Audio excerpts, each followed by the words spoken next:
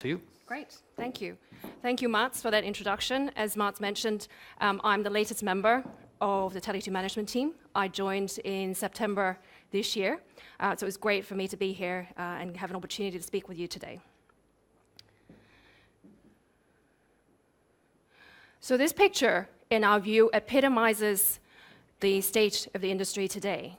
As you know, the telecoms industry has been slowing down, and there are going to be many challenges ahead in terms of the industry's business model. But we here at Tele2 sees these challenges as just bumps along the road that we can successfully navigate through. Because in the background, as you see, albeit with a few clouds, is blue sky. There are enormous opportunities for us in terms of the tremendous data growth, as well as the fact that customers demand ubiquitous connectivity, not just from their mobile phones, but from all the devices that they carry. So to give you some concrete figures on how the industry is faring, these are the historical revenue growth rates of the top 30 telecoms for each of the regions. On the left-hand side, on the far left, are historical revenue growth rates from 1990 to 2002. In the middle, from 2002 to 2009, and on the far right, from 2009 onwards. So there's a couple of things I'd like to point out. First is that European telecoms have, in fact, been growing slower than its peer group in the Americas and Asia Pacific, not just recently, but basically for the past 20 decades.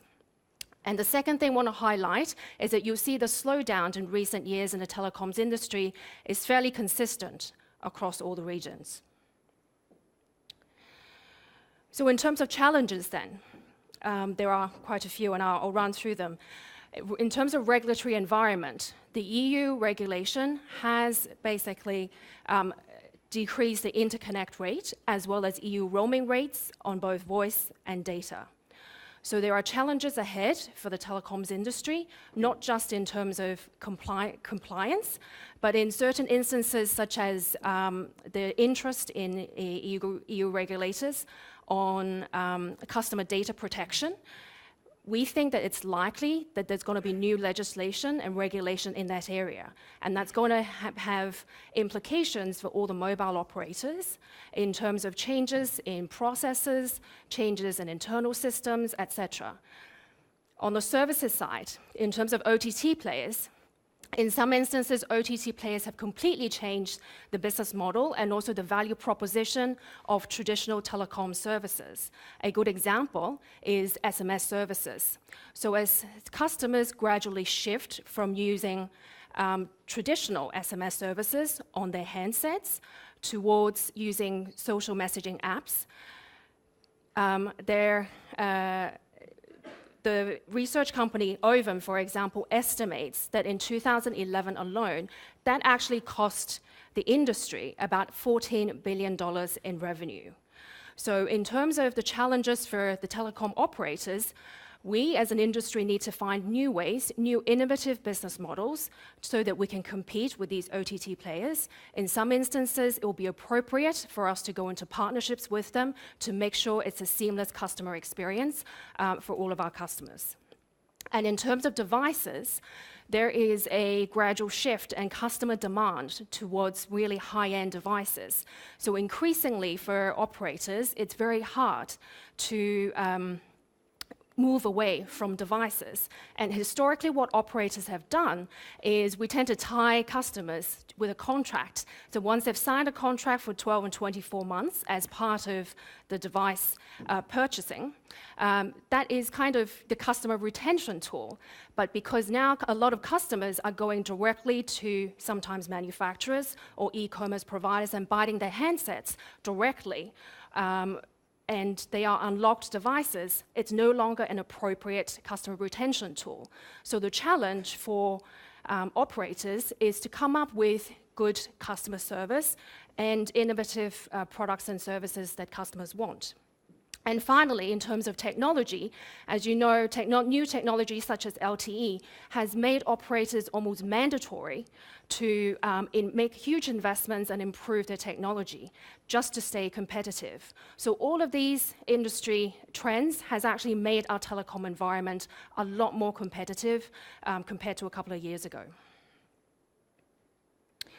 But as I said, we as an industry actually have tremendous opportunities ahead of us. And the biggest opportunity is the exponential data growth.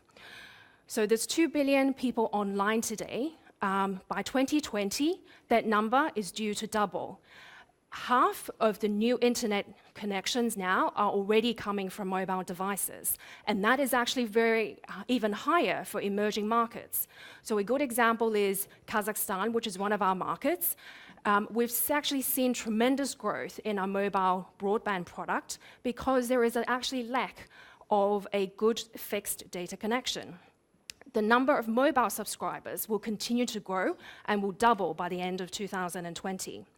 And just the sheer scale of the data growth, and I just want to illustrate what exactly is a zettabyte. A zettabyte is 1 billion terabyte, or roughly equivalent to 36,000 years of high-definition video. So what are the opportunities for operators then? Well, we actually need to come up with a way of charging for this data. And then secondly, operators need to build a high-quality network that can sustain this type of data growth and do that in a lean and mean way because, as you saw previously, competition is intensifying and you really need to keep your costs down in order to compete with the peer group. Another opportunity is this multi-screen world that we're talking about. This scene is probably played out in all of our living rooms and anywhere where you can see large groups of people. Even when we're watching television, we are using our other mobile devices, we're using our smartphones, tablets, or laptops. So for operators, this is a huge opportunity, provided that we can provide products and services that people want to use across each of those devices. So how successful have we been as a company in terms of capitalizing on these opportunities? Well, as you can see, in the past 3 years, we've actually managed to swim, as Matt's analogy goes, we've managed to swim upstream as the salmon. And we've continued as a growth company despite really tough market conditions. So there you go, the salmon. And then before I welcome back Mats, who will take you through our strategy, I'd like to send you a video. Oops.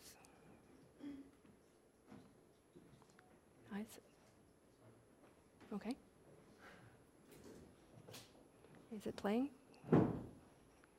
So 1 second. Yes, this is the video. Thank you. By the 10-year guarantee on every sofa, but the one thing no one wants to miss is the dual savings. Like this Only MT lets you connect this valve with the new Samsung Propel. Just $49.99 after mail-in rebate, exclusively from MT. And you'll pay just 50 cents a minute, because now it's cheaper.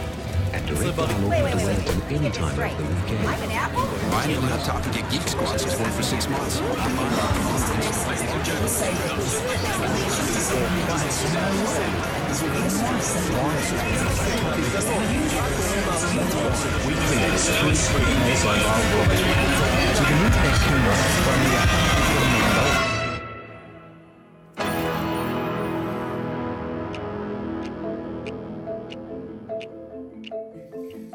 People can't tell a good offer from a bad anymore, and the operators aren't making it any easier for them.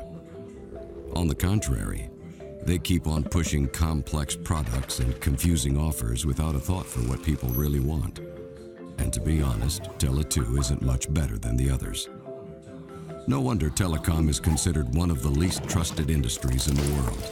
I think sometimes it's difficult because they have hidden fees and stuff that you can't really tell until you pick the server. Then they add other charges and all the things, you know. It's not like that what they say exactly. It just seems like they're always wanting to give you something that you don't really need or you don't really understand. So I think, like when I've in the past, like I'll do my own research, I'll do my own like looking around. I wouldn't just immediately think, oh, that's the best offer, that's really good. There's no hidden agenda there or anything like that. I've had difficulties in the past trying to get through to operators, and you know, just find out that I'm on the line for at least 10 to 20 minutes.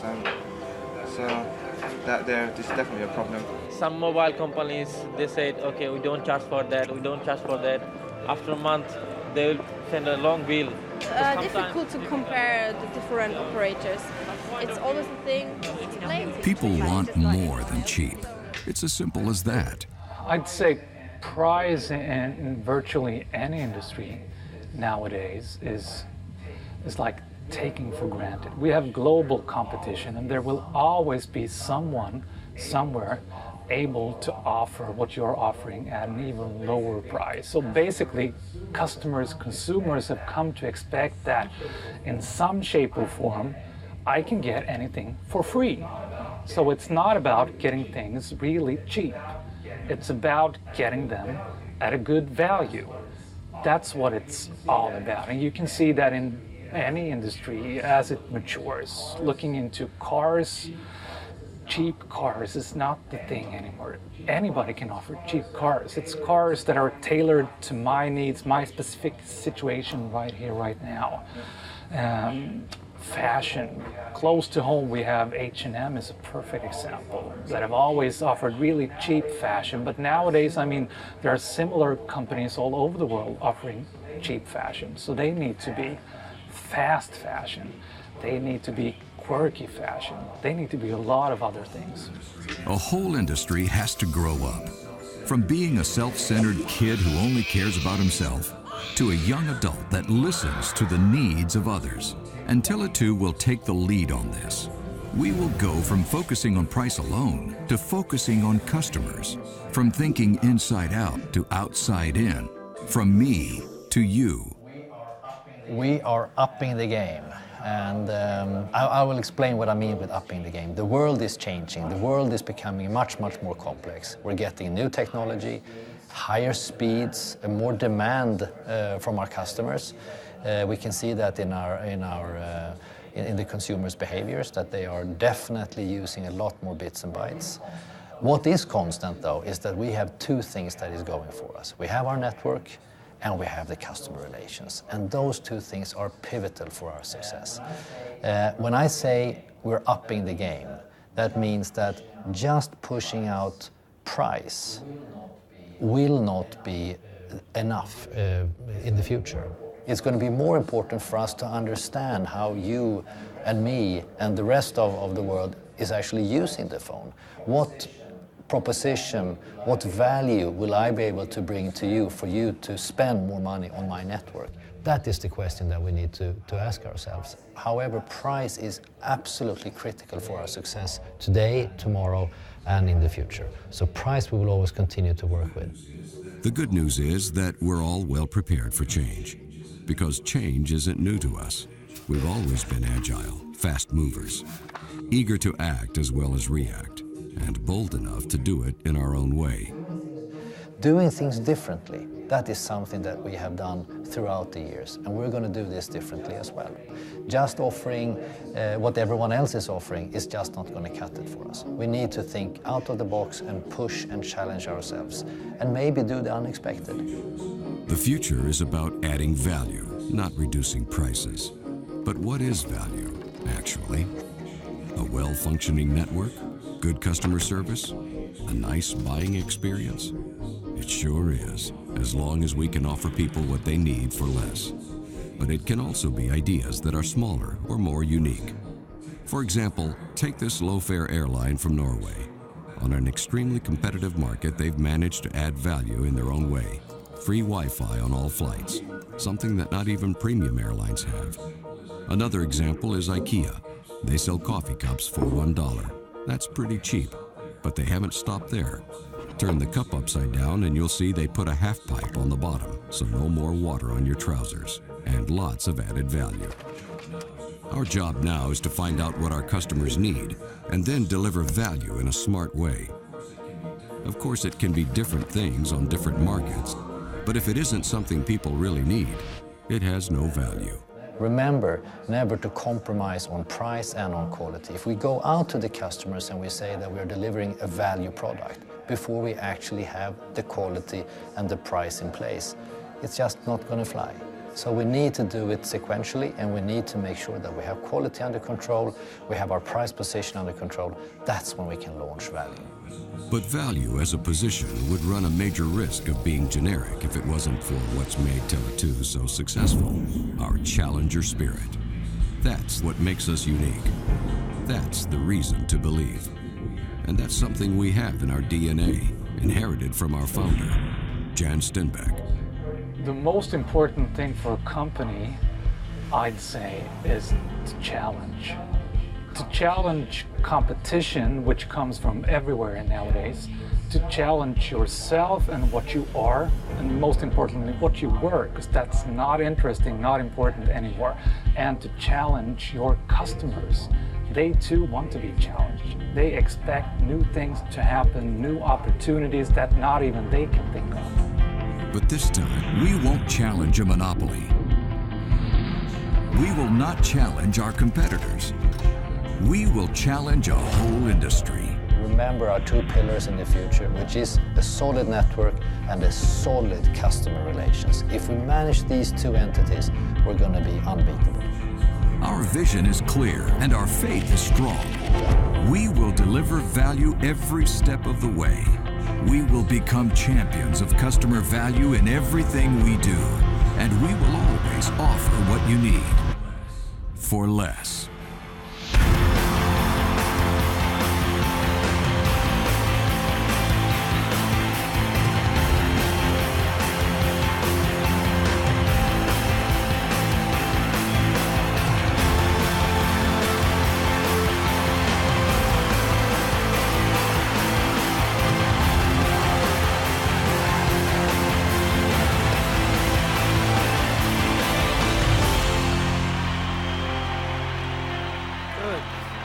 So, that's the journey. That's the journey we are on. Let's see if I can get my little pictures up here. So, I will now try to be a little bit more explicit on what we mean with value champion and the journey we're on. But let's go back to the slide that Roxanna presented, and I'll try to zoom in on Tele2. So what is our focus areas and what do we see as trends from Tele2? Two things is evident. The telecom industry is going faster and faster. The number of services being pushed out by the service providers is coming in bulk. It's going so quickly. Devices, the number of devices that are being pushed out is also going quicker and quicker. More and more devices are fueling the market. So the speed of change in telecom is increasing. That's number one. Number two is that everything we do is becoming mobile. I think the slide of this young couple sitting there with, watching possibly TV by having their iPads and then for sure a mobile phone or two, I think that is something that we all can recognize. We're sitting with a mobile device, possibly stationary, but we're using a mobile device. So speed is increasing and we're becoming increasingly mobile. So what does that mean for Tele2 then? Well, a couple of things. Firstly, we're going to focus on the customer. As I said in the video, customer for us is absolutely pivotal to success. We do need to safeguard that relationship with the customer. That's number one. Number two, we're going to focus continuous on our access. So access and customers, two really important cornerstone of our strategy going forward.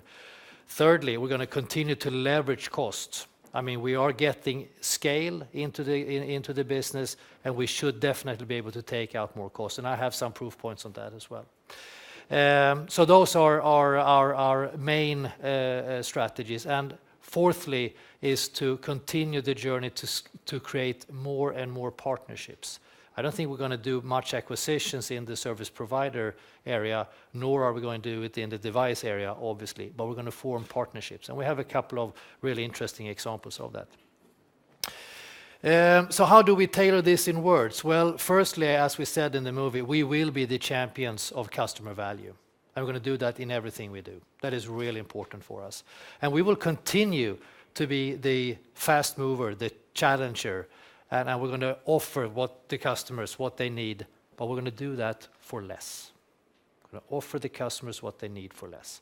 If we're successful in these two statements, I am confident that we will be able to give the wanted position or reach the wanted position, for our shareholders, for our customers, and for our employees. Now, focus areas. In order to help us structure this, we have 6 focus areas that we work continuously with. And as Lars said, this is going to be a deep dive, and it will be a deep dive. So for you who are interested in Excel sheets and graphs, you will have a fun-filled afternoon, I'll tell you that. So 6 focus areas, and I'll go through them one by one, and then it will be augmented by the rest of the speakers. So let's start with people. We have a 4 building blocks approach to people. Our most important asset, the asset that I am truly believing is setting us aside from the rest. We're working with leadership and the Tele2 way. We are a culture-driven company, no doubt. Culture for us is so important. And you can see on the walls here our 6 different values that we preach, we walk the talk, we live by those values. And I think I've spoken about them before: quality, openness, and cost conscious, and so on. That is for us important. Performance and talent, we grow our talent, they grow the business. It is important. We grow our talent, we grow our employees, they then grow the business. Reward and recognition, we're moving away from just looking at payroll, but looking at the total compensation package. And then when it comes to learning and development, this is something that we have discussed quite a lot. And we have a model of 70-20-10. 70% is on-the-job training. 20% is feedback and finding role models that you say that, ooh, that is something great. I would like to aspire to become similar as that individual. Maybe we find that individual internally, or we find the mentor outside. So that's the 20%. And of course, 10% is more formal training. So those are 4 building blocks that we work with. And I just put up 3 examples of areas where I think we have been very, very successful. Russia. In late November, we won a prize of being among the top 10 big companies when it comes to employee survey. And we were the only telecom players. This was a survey of more than 200 companies. So it's a great achievement from Russia. I think we were number 8 in Eastern Europe and Central Asia of all companies participating in that competition. That was a fantastic achievement. In Norway, where we have a completely opposite problem, you can say, where you have a unemployment rate of less than 3%. Finding talent people is really difficult. And as you're all aware of, we did an in-market consolidation. We bought Network Norway a year and a half ago. And always when you do integration work, it is tricky to see will people stay or not stay. And I can now safely say that integration is over, and we have succeeded in a fantastically good way, with no extra attrition, and the company is very solid as it is. And then thirdly, here in Sweden, Thomas and his management team got an award in the beginning of November, I believe it was, the Vomentor Prize. We believe in diversity, and the Vomentor Prize is proof points of leadership teams that are taking it serious, and we have in Thomas' leadership team 50% female and 50% male. And also that Thomas has appointed, you could possibly argue, more traditional male positions like the CFO, CTO, and CIO. They're all females in Thomas' leadership team. So I think that's a very well tailored activities from Thomas, and a good prize. So how are we then doing with our employees when it comes to, are they engaged or are they not engaged? Every year we conduct a so-called My Voice, or a employee survey. And this is from last year. And you know the response rate from last year? Difficult maybe to say, 60-70%. It's actually 96%. 96% of all employees participated. And as you can see then, I don't know if you can see it, but engaged, you want to have as many engaged employees as possible. And we had more than 40% engaged. This is on group level. And you can view the same numbers from Kazakhstan and from Russia. Yes, from Russia. And you will see what they look. And you see the global benchmark. It is roughly half of our. So I think the culture that we are fostering within Tele2 is paying off in the engaged employees. So moving away then from people, moving into growth. Remember, we have spoken about the measurement of average revenue per user, and I have argued that it cannot really be the best measurement. Just look at myself or look at you. I am sure that you have more than one SIM card, and average revenue per user is based on per SIM card. So as you can see here, the School of Economics have done a study. For the past 10 years, my spending, the average spending in Western Europe has gone up with almost 70% on telecom. And that is no strange thing. I am convinced it will continue to be more spending on a telecom environment. If you just look at average revenue per user, that might go down, but then again, we have many more SIM cards, many more devices that we do need to pay for. For us then, in Tele2, we'll continue to look at new territories if they fit the bill of profitability, size, and so on. We continue to look at in-market consolidation, and we also obviously continue to look into growth of where we're standing. And when I say growth, where does that come from then? Well, I think this is a good picture, however simple it is. We are looking into voice growing, and we're looking into data growing. The value-added services piece, we will address that through partnership. And we have a couple of partnership examples like Y-Wallet in Sweden. We have billing on behalf with Facebook in Russia. So we're fostering that partnership. But data and voice, that's where we see the growth coming from. And as a data point then, in Sweden, roughly 40% of our revenue comes from data, and obviously it's increasing. The same number would be 20% in Russia, also growing. And in Kazakhstan, 13-14% or so comes out of data, and the rest is voice, and that is also growing. So we're going to focus on voice and data, and the value-added services piece, we're going to focus that through partnership. All right, so let's move on to differentiation. Now, this is an exciting, really exciting piece, I must say, and it's sort of linked back to the video as well. Tele2 has traditionally been a discounter.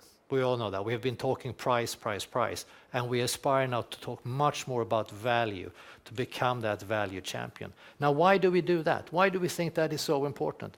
Well, as you heard on the film, by the way, wasn't that the great office he had, Mikael? Did you see the structure and the orning in his office? And did you see his fingernails? I've seen that video a couple of times, but next time you see his fingernails, they're black. Nevertheless, so we're doing it for a couple of different reasons. One is, of course, that price is just not going to cut it anymore. Second is that we are investing a lot of money in our networks, a lot of money in the quality, and we would like to get paid for that, because we do think we have an untapped potential in that. And thirdly is, of course, to build a more solid customer relations that is being built upon not just price, but something different. So those are the three things that I would argue pushes us away from only being a discounter into a more value-oriented or value champion position. So what do we mean with value champion? Well, you can say it's three things. Of course, price is important, to have low price. It's almost like a hygiene thing. Second is to build extraordinarily good customer relations, long-lasting customer relations. And then we are adding the third component, and that is our culture. That is the Tele2 way, our challenger spirit, if you would like. So those three components we are addressing as being the value champion. Now, have we seen other companies doing this? Yeah, I think you can argue that you see quite a lot of companies doing this type of journey. And in our territories, you normally start off being a discounter, and the more mature you become, you need to add on more things. IKEA, for instance, is price, but it's also design. H&M, it's price, but it's also style, right? McDonald's, it's price, obviously. You don't get sick when you eat there, but you get your food fairly quickly as well. So they add on sort of speed, and we are adding on the customer experience. Customer experience and price is for us really important. So, again, discounter. Several years ago, that's what the only thing we spoke about. Price, price, price. The ad was fairly tacky, if I may say so. It looked cheap. It even had the bill there, sort of stating that this handwritten, this is very cheap. Everything we communicated was on the cheap side, if you would like. Next step in the evolution is that we said, let's do cheap, but with a qualitative wrapping. Let's call it best deal.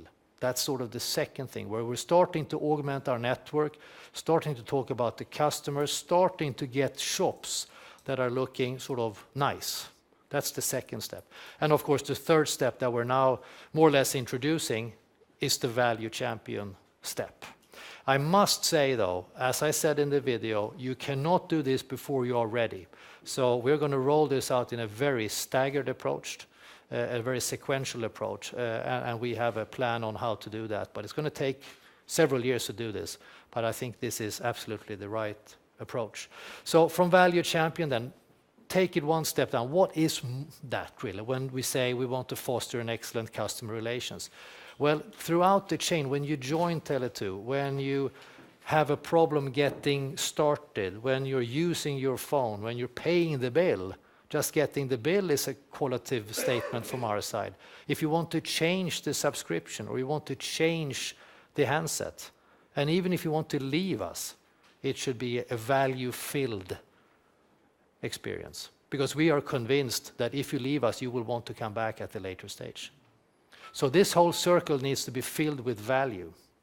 And I've said this, and I think I said that last year on our Capital Markets Day as well. For me, customer care is the first stepping point in this. So if you look at, I think it's our black sheep Frank there, Get Help.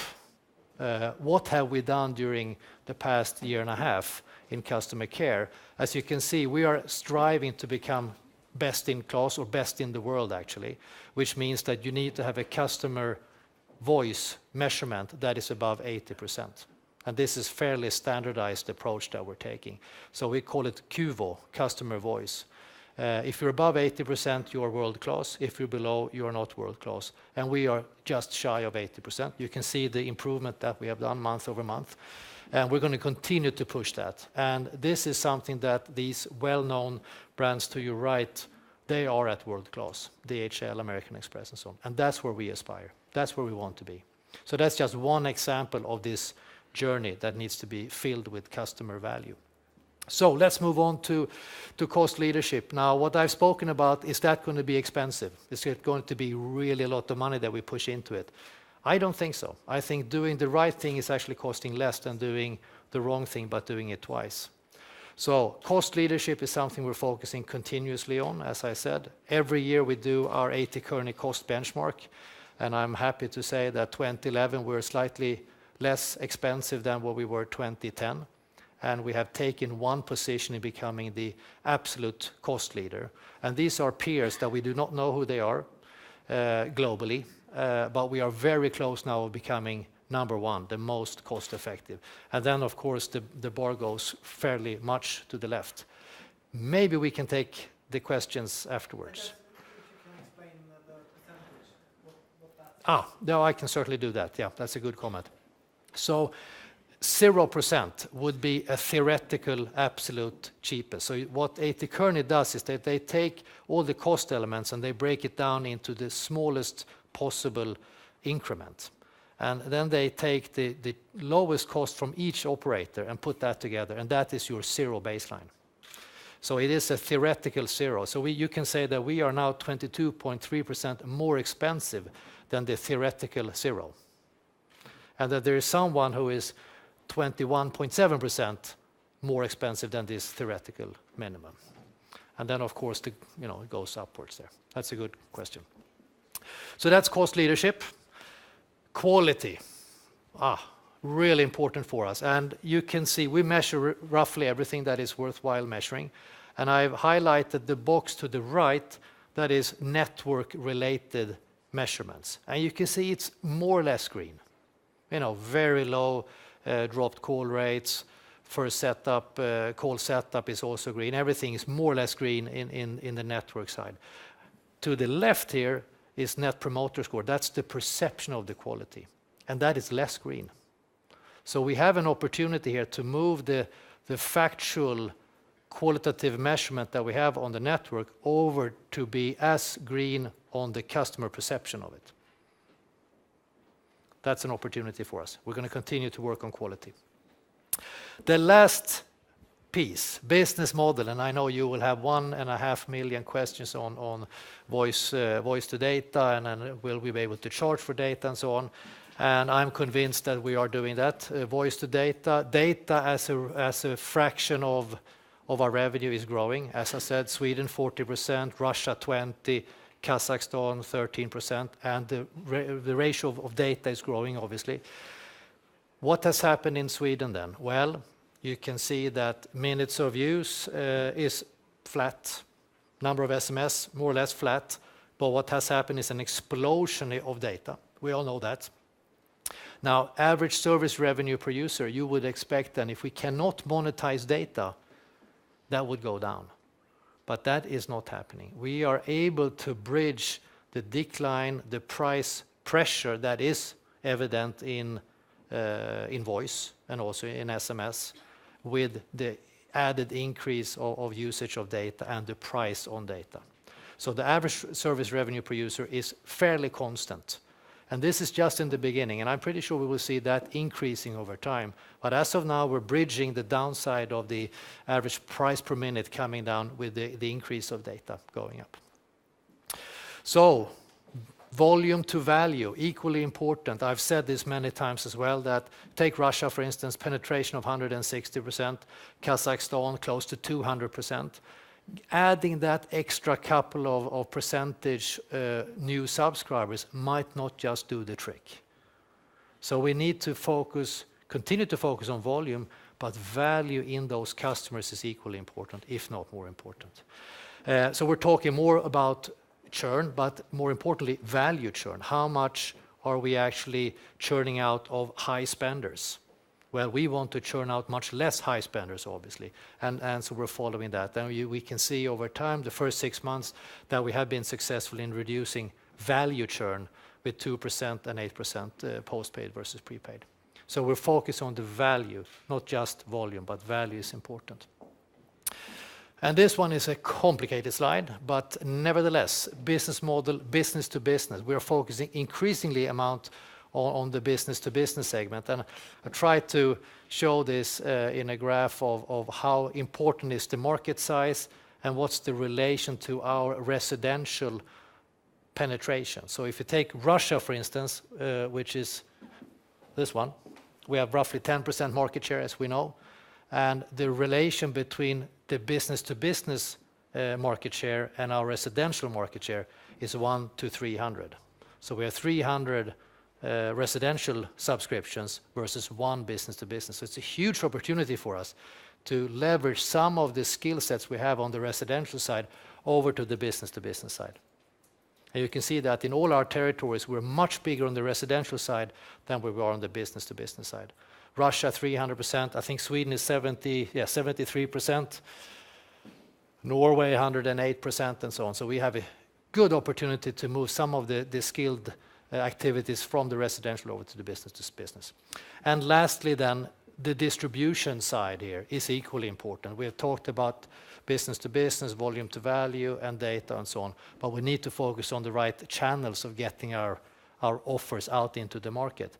And we can clearly see that the focus on online is important. It is yielding very good result and good customer intake, as well as our own branded shop. I think we have now more than 740 branded shops in our footprint.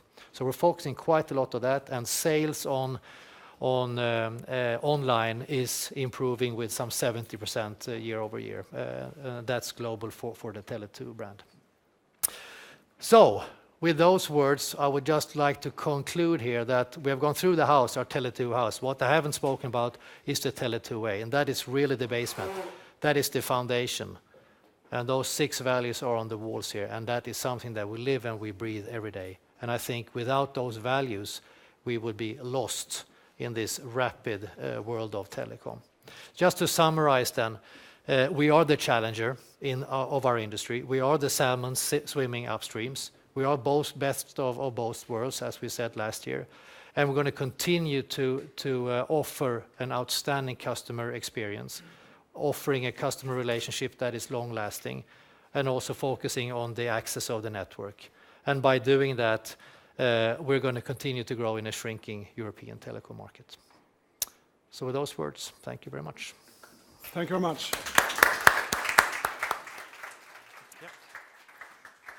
So that was the first presentation with Roxanna and Mats. We now have an opportunity to ask Tele2 group questions. As you know, we will have the opportunity to listen into also other market areas later on, but I would advise you to focus on the group and the group strategy. So, are we ready? We're ready. Then we do it like this. I'm going to ask the question. Please present yourself, who you are and where you work. I'm going to repeat the question for you, and then Mats and Roxanna is going to answer. So we start here with the mic to Stefan Goffin. Yes, hello, Stefan Goffin, Nordea. You're talking about a move a little bit away from your traditional price leadership position to now more of a value proposition. Does that mean that you will not at all times defend the price leadership position as you've done historically? Oh, good question. Oh, sorry about that. The question is that we have traditionally been focusing a lot on price, and now we're talking about the new concept, value champion. Doesn't mean that we're compromising on price. And I would like, Mats, if you would like to take that question. Sorry for that. No, actually, not compromising on price, but I mean, last year you responded the day after 3 lowered the price. Yeah. Well, I think that is a great question, Stefan, and I think that we have a wonderful opportunity when Thomas Ekman is presenting later on, but when it comes to specifically Sweden. But let's talk value champion then, when it comes to price in combination with value. Then. So I can answer the question now. That's super. No, we will...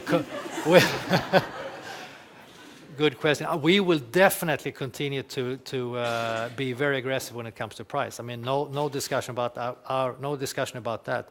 Our price leadership position is really important. What we're saying is that just offering price in the future is just not going to cut it. We need to up the game. We need to add on quality. We need to add on our challenger spirit. That's what we mean with value champion. So we're going to continue to defend it. But we are convinced that in the future, it is not just going to be price. So we might see other activities from some of our competitors saying that we're going to offer you great price, but this and that. No, not just price. I think the industry is maturing away from only price. Norwegian, we had an example of free Wi-Fi. SAS is offering free coffee. If that's something, I don't know. And we have IKEA with that little, half bucket thing on the coffee cup. I think those are the things, the quirky things that will make us stand out. And we are the challenger, remember that. We are known to do things differently. We are an innovative company. And I think now is the time to make this statement that we are moving from just being a discounter and we're adding on more activities to our value proposition. But we're going to do it in a staggered manner. Remember that. We're not just going to say, now we're value champions, because we're not. We need to build up the quality of the network. We'll need to build up the quality of our customer care. How do we send out the bill? What does the shop look like? It's the whole 9 yards of activities that needs to be a qualitative experience for you as a customer before we can say, yes, now we're a value champion. Yes, so... we have Andy Parnis. A mic to him, please. Yeah, hi, it's Andy Parnis from UBS. Could I just a quick clarification on that? Just on the price leadership, do you still plan to be the price leader in the markets, or would you step away, not just in Sweden, but in the other markets, from being the price leader if you felt the pricing was becoming too aggressive from one of the other competitors? And then secondly, on the network, I mean, which market do you feel that you need more investment in networks in order to maybe to compete with some of the larger companies, so you can then start to sort of again move away from just being the price leader towards a more value offer? Thanks, Andy. So the question is around price again. If we are willing to step away from price in specific markets, depending on how the market environment is developing, and then when it comes to improving network qualities, if we need to do more work there to be able to compete with the former incumbent, so to speak. Yeah. So maybe I should start with talking about the quality if we need to put more money into it. And I think possibly so, but if you look at the chart I just showed you, our networks are generally phenomenally good. much better than what we consumers are appreciating it to be. So I think we have a bigger journey to communicate the network quality. And I think Thomas, in Sweden at least, will show one new application that we will launch, or might even just be launched, to augment the quality experience. So I think it's more of a communicative activity rather than investing more in building out the quality. We are, of course, investing quite a lot of money in certain growth areas like Kazakhstan, like Norway, like Sweden, like Russia. But that's sort of on a more of a from a capacity perspective. The qualitative areas, I think we're pretty much okay. And then when it comes to price leadership, yes, I think, I've said this before, that you as investors, if we start to move away from being the perceived price leader, then I would get worried. I think that is sort of our trademark. We will always offer the best price, coupled with the best experience, coupled with our challenger spirit. We want to move into that value champion domain. As one small example, you can possibly talk about Sweden, where we have Tele2. We have also launched the new Comvik. It's called Billigt. And when you're in a coffee break, you can walk outside and you can buy your new SIM card or a new handset in one of those ATM-like machines. It's completely online. And that's a way for us to reduce cost and make sure that we are continue to be competitive in a potential price fight scenario. So price will be important. We're not moving away from that. Thank you. Then we have Sasu. So a mic up to Sasu, please. Thanks. It's Sasu Ristimäki from Merrill Lynch. I had two industry-related questions. And Roxanna, you mentioned the issue of regulation in your presentation. And now, could you comment on what do you think about the likely new European communications policy, which looks to improve the position of incumbents at the expense of fixed-line resellers? And secondly, how do you see the capital intensity of the industry changing now going forward? And specifically, how do you see that affecting your own capital return targets? Okay, thank you very much, Sasu. I'm just going to repeat them as well. Regulations on the EU level, especially when it comes to how to treat fixed assets and pricing of fixed assets and how to regulate that. And then on top of that, we have capital intensity for the industry as data loads are improving or increasing exponentially, so of course.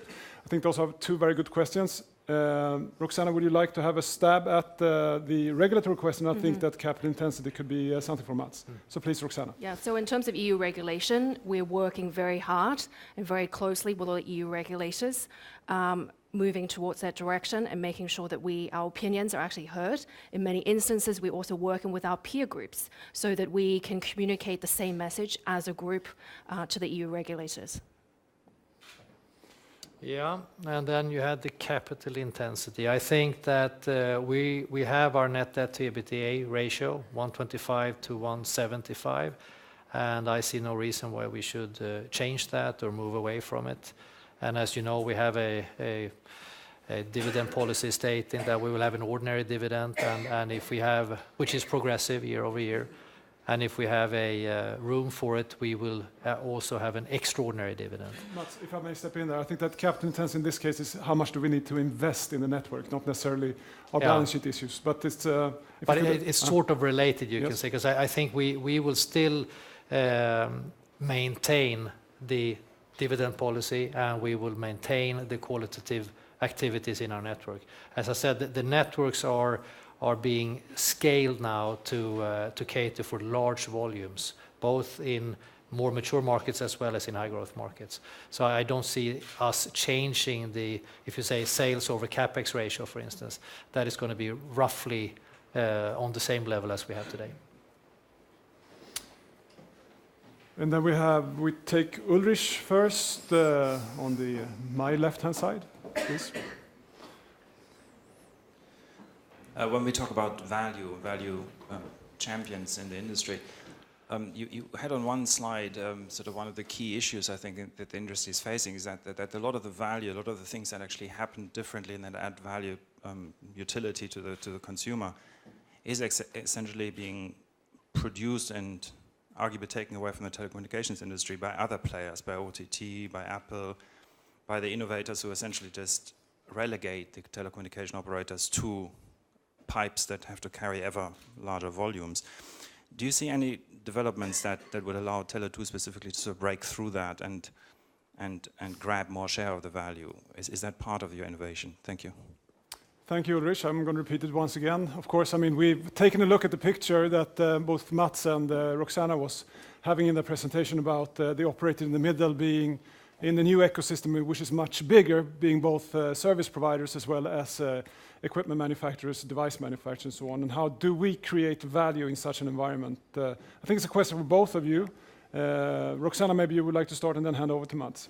Yeah, so remember the slide with Mart saying that we focus not just on voice, on data, but also look at value-added services. That is something that we will do via partnerships, and in the later presentations with the deep dives into each of the market areas, there will be examples in how we actually roll out those value-added partnerships and the types of product innovation that we're coming up to try and regain some of that share back from OTT players. I think that is on the side.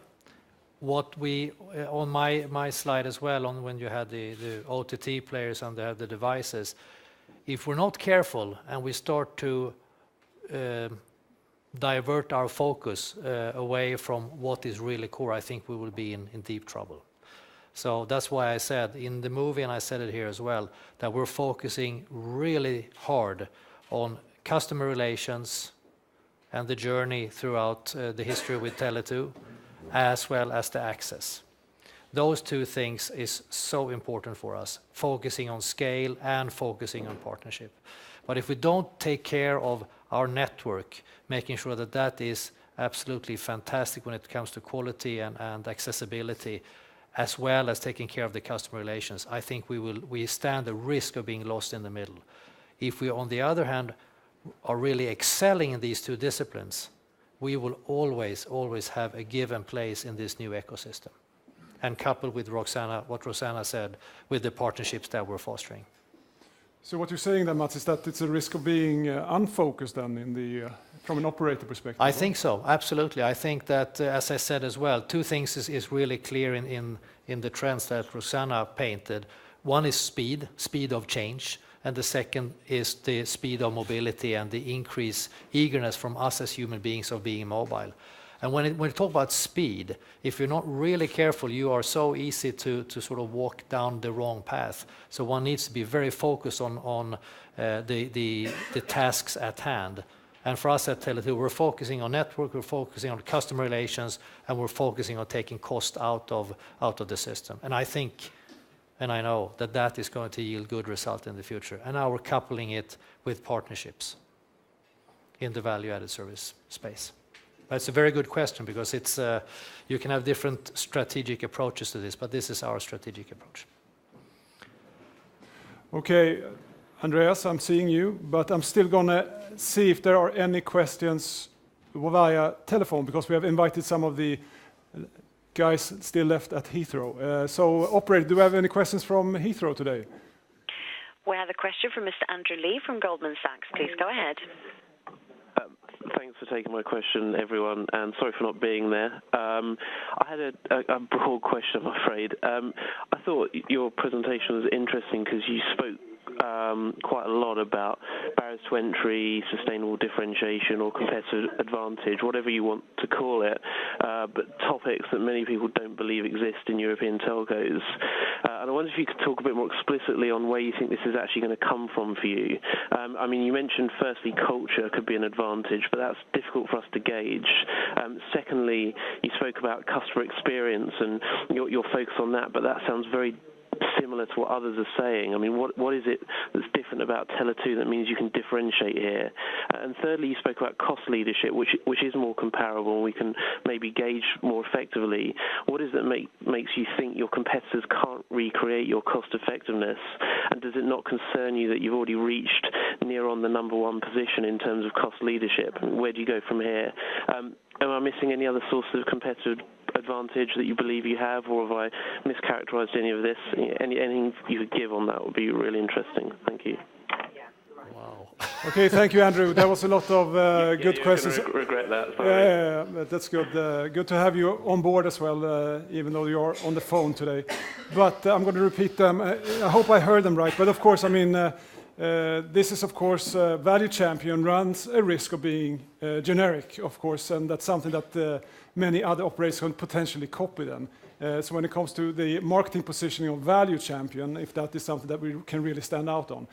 And then, of course, what we really cherish is something that we are extremely strong at, cost leadership. And if that is something that we can maintain as well as an operator, and how we do that. I would suggest maybe that Mats starts, and then if you support, Roxanna, if you have. Yeah, Value Champion, then I agree with exactly what you're saying, that, you know, what's difference from when we say it than many other operators saying it.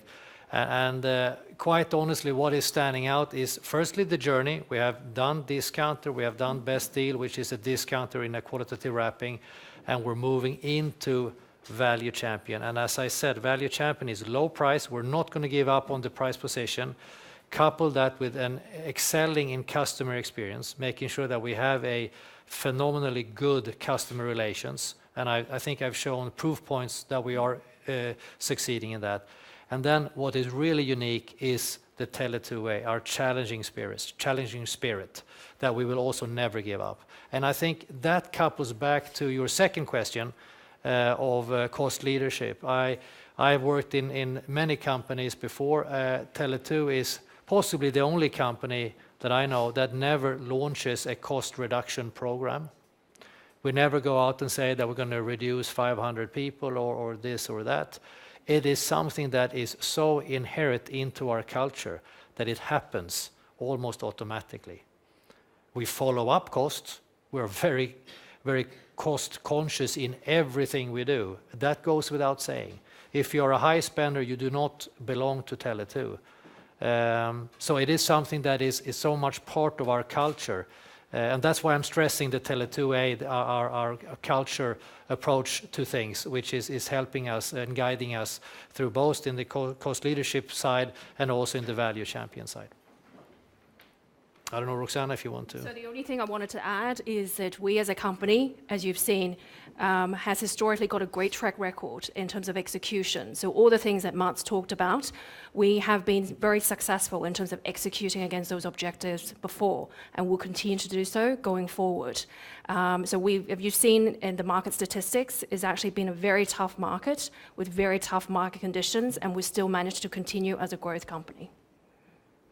Very good, thank you. And then we take Andreas, if Christopher can help out there.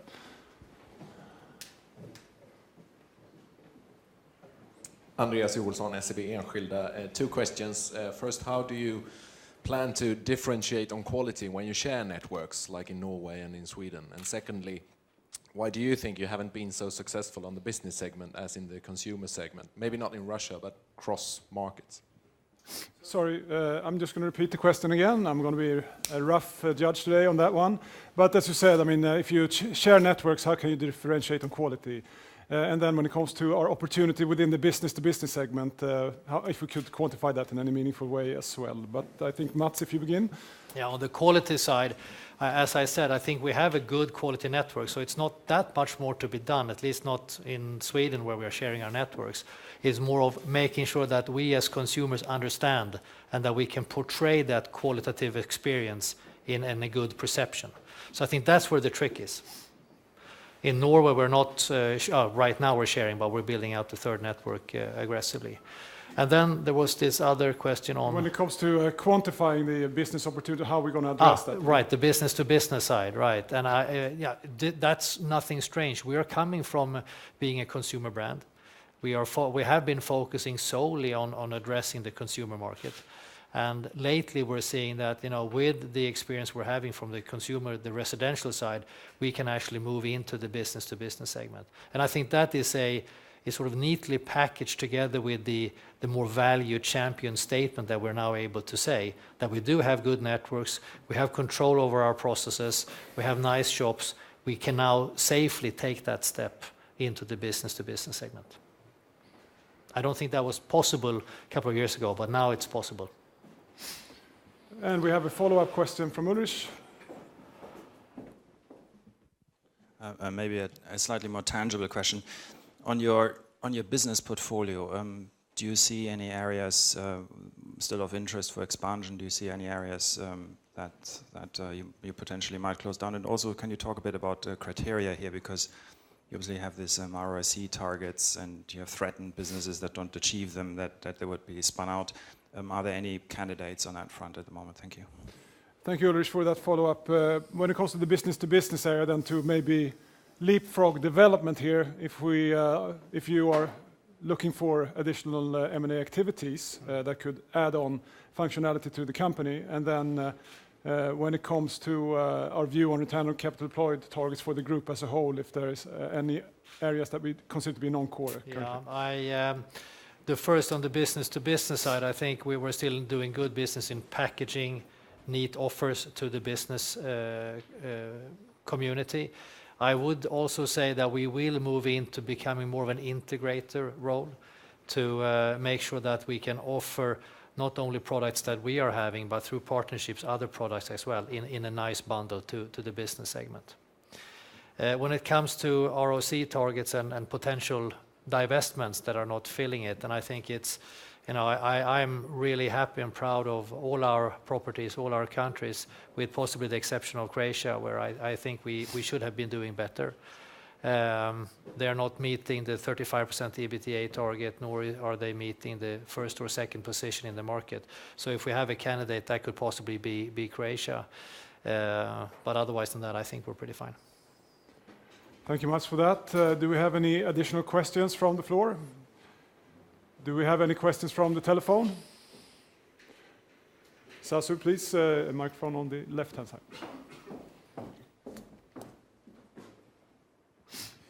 Just on the industry structure, there's a lot of talk about multiplay in Europe in particular these days. And lots of operators are making multiplay specifically the core of their strategy. How do you see that from kind of your positioning? So questions on industry structure, on how we will address that specific topic. And I guess it's both Roxanna and Mats. Roxanna, are you... Okay, sure. Yeah. So let's go back to the point about value-added services. We see lots of opportunities in sort of offering additional services to compete with other providers offering quad play services through partnerships. And after that, Mats, do you have anything to add? No, I think it's a relevant question. I mean, double play, triple play is obviously there. Quad play is more... how should I say, it's not clear how big of a success that will be. If it will be a success, we will certainly be there as well, no doubt. But I think we're taking sort of a second position in the quad play bet, if you would like.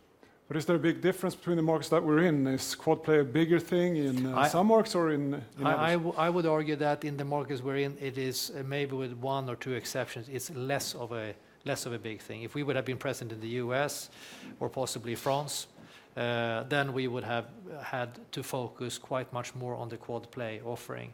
But in the markets we're in, it has not taken off, it has not developed, and it's nothing that we really see as a threat, maybe with an exception of one or two markets, but not a big thing. Thank you. Any more questions? We have a follow-up from Andy. Yeah, thanks. It was just a follow-up. You talked a bit about sort of wanting to improve network perception and also sort of improving or really focusing on the customer experience and sort of value-added services. And then also, you're talking about costs starting to come down. I mean, how's it best to think about the fact that you want to sort of improve the perception? You're going to be spending money on network perception and customer experience, but yet costs are still going to come down. And are you still confident that you can reach, the 35% sort of EBITDA margin targets in all of your markets, given this sort of new sort of focus on value? So when it comes to quality, it's of course a topic which is hard to talk about or try to convey that you have great quality. But how do we look on quality specifically, and ensuring that it doesn't mean that we are becoming not a cost-conscious company as well? No, I think that will never happen. I mean, we will never be on the forefront of new technology. We will let others launch and do the mistakes, and then we will be a quick follower, pretty much as I answered on the quad play side here as well. I think the EBITDA 35%, we're still firm on that over time, and I think that if we would solely continue to focus on being a discounter in a qualitative wrapping, then I would be concerned, will we ever reach that 35%? I am convinced that you need to offer more to the consumers. And by doing the right things, treating the customers in the right way, we will have less value churn, as I showed you. And that's an effect of us handling customer care in a proper way. It's an effect of us launching new products when we are ready to launch new products, not just send them out and hope for the best. So I think it all plays into each other. It's much more cost effective to do things the right way and do it once than to do it twice and do it the wrong way. When it comes to capital expenditure, building out networks, making sure that we have a dense network. In Sweden, for instance, we have now our 2G and 4G network together with Net4 Mobility being launched literally nationwide, working phenomenally. It's in a very dense network. Thomas will talk more about that. Phenomenal speeds, phenomenal capacity. We're augmenting our 3G network as well. So I don't see that the cost of quality from a network perspective is going to go up. I think the challenge is more on us communicating that we have a fantastic network. And that's not only valid for Sweden, that's valid for many, many countries. If I may just build on that one, I think that why don't you take a look at our description of quality over there? It's symbolized by a paper clip, not by a gold Rolex, so to speak. It's more that it's a very efficient tool and it solves its purpose in a very nice way. And I think that, as you're saying, if I understand you right, Mats, it means that quality is not equal to high cost. On the contrary, probably. On the contrary. I mean, as I said, we need to deliver what the customer wants to have, but we're going to do it for less. So we're still, the same mantra, being price leader means that you need to be cost leader. You cannot be a price leader and not be cost leader, because then you will have a threat to your EBITDA margin. So we're going to continue this journey. We're going to continue to push down costs, and then we can offer better prices. But we're going to couple that with a superior experience from a customer perspective, and also with our challenger culture. Okay, we have not from the phone, and the floor seems to be content. I think that wraps the Q&A session up quite nicely. Very good. I would also like to, now we're going to have in just a minute, a coffee break, and you're going to get some new energy and the possibility also talking to us in the break. We missed a very important part of the leadership team sitting in front of me as well. We have the central functions. If it's okay, I would like you to raise, we take Anders Olsson, Chief Commercial Officer, is here as well, to answer any questions that you might have on Value Champion. Please, Anders, if you can just really. Then we have also Cecilia Lundin, which is our HR Director. Anything, comp benefits, how it is to work for Tele2 if you are looking for a new job. She's the one. Then, of course, the grand old man of Tele2, Lars Nilsson, our CFO, is here as well to talk to you guys. And then we have the expert in his field, our CTIO, Joachim Horn, as well, if you would like to talk technical stuff. So we're here for you to enjoy. So I would like to see you back 5 minutes to 2, so you give you a 25-minute break there. Thank you.